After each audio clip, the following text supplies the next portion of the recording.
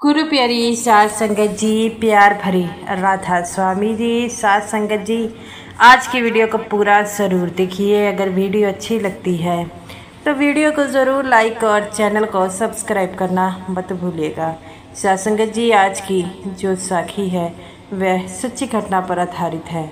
तो साध संगत जी, संगत से दरख्वास्त है कि साखी को पूरा सुनने की कृपालता ज़रूर कीजिएगा।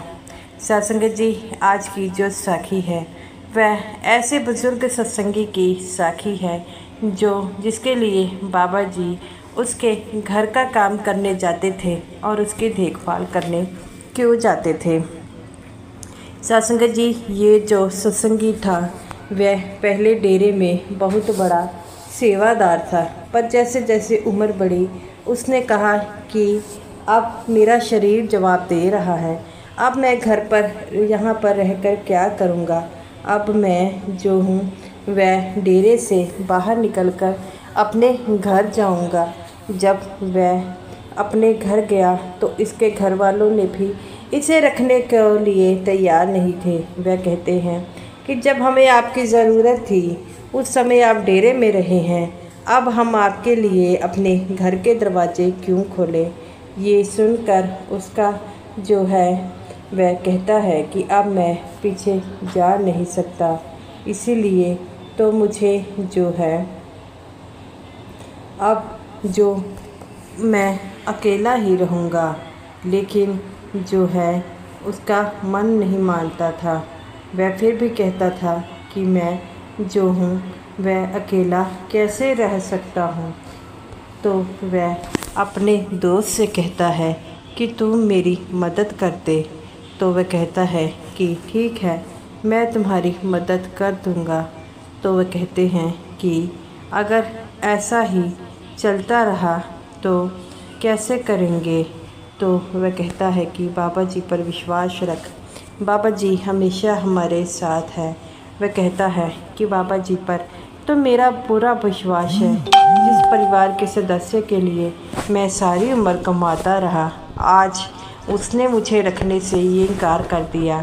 मैं अपनी रिटायरमेंट के बाद जो है डेरे गया था और वहाँ पर मैं सेवा करता था और वहाँ पर ही सेवा करता था।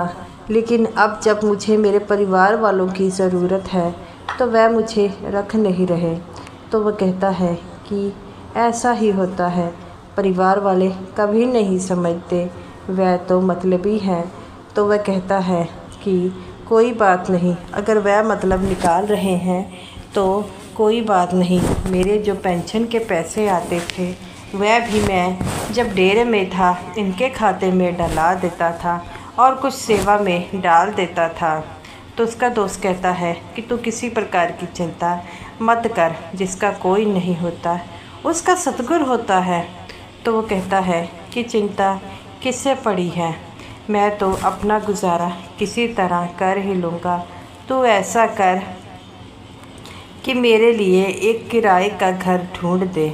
तो उसका दोस्त कहता है कि मैं ज़रूर करूँगा और तू मेरा गुरु भाई है तो मैं तेरे लिए ये मदद करूँगा। तो वो कहता है कि तू कुछ दिनों के लिए मेरे घर क्यों रह जाए। तो वह कहता है कि मैं किसी के ऊपर बोझ नहीं बनना चाहता। सतगुरु हमें यही समझाते हैं कि हम किसी के ऊपर बोझ नहीं बने, इसीलिए तो मैं तुम्हें कह रहा हूँ कि मैं तुम के ऊपर बोझ नहीं बनूँगा। तो उसका दोस्त कहता है कि ठीक है, मैं तुम्हारे वहाँ पर रहने का बंदोबस्त ज़रूर कर देता हूँ। तो ये बात सुनकर वह बड़ा खुश होता है और कहता है कि तुम मेरी मदद कर रहा है, यही मेरे लिए काफ़ी है। और वहाँ उसे किराए के लिए एक कमरा दे देता है। वह भी कमरा लेकर बहुत खुश होता है और कहता है कि मैं अब इसी कमरे में रहूँगा और साथ ही अपना खाना बनाकर अब बाकी की ज़िंदगी भजन सिमरन में गुजारूँगा। और जब भी कभी मौका मिलेगा मैं डेरे जाकर बाबा जी का जो है सत्संग सुनूंगा और वहाँ पर ही काम करता और वहीं पर ही अपना खाना बनाता। समय के अनुसार उसकी तबीयत ठीक नहीं रहती थी, पर फिर भी वह अपने लिए काम कर लेता और सेवा पर जाता, और कभी कभी कुछ सेवादार उसके घर में ज़रूर आ जाते। तो ऐसा ही चलता रहता। वह इस बात से बड़ा खुश होता कि सेवादार आकर सेवा की बातें करते, लेकिन उसके परिवार वाले ने उसकी हाल चाल पूछने में कोई दिलचस्पी नहीं रखी। तो ऐसा ही टाइम होता रहा। कुछ दिन तक वह ठीक रहा, लेकिन एक दिन उसकी तबीयत इतनी ख़राब हो गई कि उसके बेड से ना हिल पाए। तो उसने अपने दोस्त का दोस्त आता है और दोस्त से कहता है कि मेरी तबीयत बहुत ख़राब रहने लगी है, कोई ऐसा लड़का दिखा जो मेरी थोड़ी जी महीने के लिए मेरे पास आए, मेरे खाना बनाए, जिससे मेरी तबीयत ठीक हो जाए। अब मुझे मेरा अंतिम समय लग रहा है। उसका दोस्त कहता है कि तुम किसी प्रकार की चिंता मत करो, मैं तुम्हारे लिए किसी न किसी लड़के का इंतज़ाम ज़रूर कर दूंगा। जिस बात से वह बड़ा खुश होता है और अपने दोस्त को कहता है कि तूने मेरी मदद की है, इसके लिए मैं तुम्हारा ये एहसान कभी नहीं भूलूंगा। उसका दोस्त कहता है एहसान किस चीज़ का, तू भी तो मेरा दोस्त है, और अगर एक दोस्त एक दूसरे के काम नहीं आएंगे तो भला कौन आएगा। तो ये बातें सुनकर वह हंसने लग पड़ता है। ऐसा ही चलता रहता है और वह जो है देखता है कि उसके सामने उसको अब ठीक से दिखाई नहीं देता, पर उसको ये पता चलता है कि कोई सरदार आदमी है, सफ़ेद कपड़े पाए हैं, वह उसकी मदद कर रहा है। और वह कहता है कि तुमको मेरे दोस्त ने भेजा है, लेकिन वह आगे से कोई जवाब नहीं देता। अगर जवाब देता तो उसे पता चल जाता कि ये तो मेरे बाबा जी मेरी मदद करने आए हैं। तो वह कहता है कि मैंने अपने दोस्त से कहा था कि मैं उसे 4000 रुपया महीना दूंगा, लेकिन आगे से वह फिर कुछ नहीं बोलते। तो वह कहता है कि तुम कुछ बोल नहीं रहे, क्या गूंगे हो। तो वह सिर हिला देता है। तो वह समझ जाते हैं कि ये कुछ बोल नहीं पा रहा। तो वह बाबा जी उसकी पूरी तरह उसके लिए खाना बनाते हैं, उसकी मदद करते हैं, उसका दवाई पत्ता करते हैं, जिससे वह बड़ा आराम मिलता है। साथ संगत जी, एक दिन वह उसी बाबा जी को अपने पास बुलाकर कहते हैं कि मुझे लगता है कि अब मेरा अंतिम समय आ गया है, तो मेरे जो है दोस्त को बुला दोगे। तो वह इशारों में कहते हैं कि वह दूर गए हैं। तो वह कहता है कि मेरे दोस्त को आए हुए काफ़ी दिन हो गए हैं। तो बाबा जी उसकी अच्छी तरह देखभाल करते। ऐसे ही एक हफ्ता हो गया और उसकी हालत में धीरे धीरे सुधार होने लगा। तो वह कहता है कि तुम्हारे हाथों में तो बड़ा जादू है, मुझे तो लगता था कि मैं अब बच नहीं पाऊँगा, लेकिन एक हफ्ते में तुमने मेरी ऐसी सेवा की है कि मैं बिल्कुल ठीक हो गया हूँ। तब वह कहते हैं कि 2 दिनों की बात है, तो मैं बिल्कुल ठीक हो जाऊँगा। ऐसे ही बाबा जी हर रोज़ उसकी मदद करते, हमेशा ही उसे खाना खिलाते और उसकी देखभाल भी करते। धीरे धीरे ऐसे ही 20 दिन हो गए। उसकी तबीयत अब काफ़ी से बेहतर हो गई थी, पर अभी उसे दिखाई देना ठीक नहीं हुआ था। तो वह कहता है कि मैं बिल्कुल ठीक हो गया हूँ, लेकिन मेरी आँखों की रोशनी अभी तक ठीक क्यों नहीं हुई। तो बाबा जी इशारों में कहते हैं कि उसे हिला कर कि जल्दी ठीक हो जाएगी, जिससे वह बड़ा खुश होता है। ऐसे ही उसे पूरा 1 महीना हो जाता है बाबा जी की मदद किए हुए।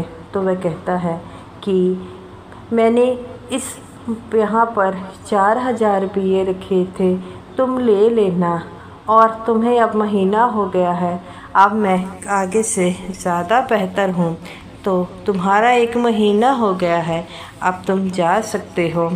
तब वह बाबा जी उसके दरवाज़ा खोलते हैं और बाहर निकलते हैं। जैसे ही बाबा जी बाहर निकलते हैं, उसकी आंखों की रोशनी बिल्कुल ठीक हो जाती है। तो वह कहता है कि अब तो मेरी आँखों की रोशनी भी बिल्कुल ठीक हो गई है, अब तो मैं बड़ा चंगा भला हूँ। तो वह अपने हाथों से सारे काम कर सकता है। अपने मोबाइल में अपने दोस्त का नंबर निकालता है और उसे फ़ोन मिलाता है। फ़ोन उसकी बीवी उठाती है और वह कहता है कि मेरे दोस्त का क्या हाल है। तो वह कहती है कि आपके दोस्त का जिस दिन आपसे मिलकर आए थे उस दिन अचानक ही उनकी तबीयत ख़राब हो गई और उनका देहांत हो गया, जिससे उसको गहरा सदमा लगता है। तो वह कहता है वो लड़का जो तुम मेरे दोस्त ने भेजा था, वो उसने मेरे लिए भेजा था, क्या आप उसके बारे में जानते हो? तो वह कहती है कि कौन सा लड़का? तो मुझे किसी लड़के के बारे में नहीं पता, और जहाँ तक मुझे पता है आपके जो है वह बात कर रहे थे लड़के को आपके पास भेजना है, लेकिन आधी रात को जब उनकी तबीयत ख़राब हो गई तो उनका देहांत हो गया। तो वह कहता है कि वह लड़का कौन था, वह आदमी कौन था जो मेरी मदद करने आया। वह अपना सराहना देखता है तो उसके नीचे 4000 रुपये पड़े हुए थे जो वह उसे देने को कह रहे थे। तब वह कहता है कि पता नहीं वह कौन था। तभी उसके घर में एक दूध वाला आता है और कहता है कि आपके घर में वो जो आदमी था वो चला गया है। तो वो कहता है कि क्या तुमने उस आदमी को देखा है? तो वो कहते हैं हाँ, हमने देखा है, आपके घर में उनकी फ़ोटो भी है। तो वो कहता है मेरे घर में उनकी फ़ोटो है, कहाँ है? तब वह इशारे में बाबा जी की फ़ोटो की तरफ कहता है कि ये वही था जो आपकी मदद कर रहा था। तो वो कहता है कि तुम्हें पक्का यकीन है यही है? तो वे कहते हैं कि भाई हम पूरा 1 महीना आपके घर में आते थे, आप तो मंजी पर लेटे हुए थे, यही हमसे दूध लेते थे, हमें इनके बारे में भला पता नहीं हो सकता। ये बातें सुनकर वह फूट फूट कर रोता है और कहता है कि जिस बुरे समय में मेरे घर वालों ने मेरा साथ नहीं दिया, उस घर में मैंने मालिक के घर में जो सेवा की है उन्होंने मुझे फल दिया। मैंने अपने बीवी बच्चों के लिए सारी उम्र मेहनत की है, लेकिन उन्होंने हमारी मेहनत का मूल नहीं मोड़ा। और बाबा जी ने जो है उनके घर में मैंने सिर्फ 4 साल रहा और उन्होंने मेरी इतनी सेवा की है। ये बातें सुनकर वह फूट फूट कर रोता है और कहता है कि मेरे बुरे कर्म तो मैं मालिक को देख नहीं पाया। वो कहता है कि बाबा जी ने इसीलिए मेरी आँखों की रोशनी कम कर दी ताकि ये पता ना लग सके कि बाबा जी आए हैं। ये बातें सुनकर वह बड़ा रोता है और अपने आप पर पश्चाताप करता है कि मैं उस समय मेरी आँखों की रोशनी क्यों सही नहीं हो सकी, और कहता है कि बाबा जी मेरी आँखों को रोशनी को बिल्कुल ठीक कर दो। और कहता है कि बाबा जी आपने जो किया है वो कभी नहीं भुलाया जा सकता, और मैं हमेशा ही अब यहाँ पर रहकर भजन सिमरन किया करूँगा और मैं हमेशा ही आपका गुणगान करूँगा और अंत समय तक मैं इसी कमरे में रहूँगा, क्योंकि मेरे साथ मेरे सतगुरु भी रहे हैं। और कहता है कि बाबा जी आपने मेरी सेवा का जो मुझे फल दिया है वह कोई नहीं दे सकता। और कहता है कि बाबा जी हम दुनियावी रिश्ते में इतना भूल जाते हैं कि हम अपने सतगुरु पर विश्वास नहीं रखते, पर मैं एक बात ये समझ गया हूँ कि अगर कोई विश्वास रखता है, अगर कोई उस मालिक पर विश्वास रखता है तो मालिक उसकी पूरी मदद करते हैं। इसीलिए तो कहा जाता है कि दुनियावी रिश्तों को भूलकर अपने मालिक पर विश्वास रखो, वह तुम्हारा साथ ज़रूर देंगे। तो इसीलिए तो हमें बाबा जी भजन सिमरन को कहते हैं, क्योंकि भजन सिमरन में इतनी ताकत है जो हमारे सतगुरु को हमारे साथ जोड़ती है। तो गुरु प्यारी साथ संगत जी, ये रही मेरी आज की वीडियो अच्छी लगी हो तो वीडियो को ज़रूर लाइक कीजिएगा और स्मूथ साथ संगत जी को मेरी तरफ से प्यार भरी राधा स्वामी जी।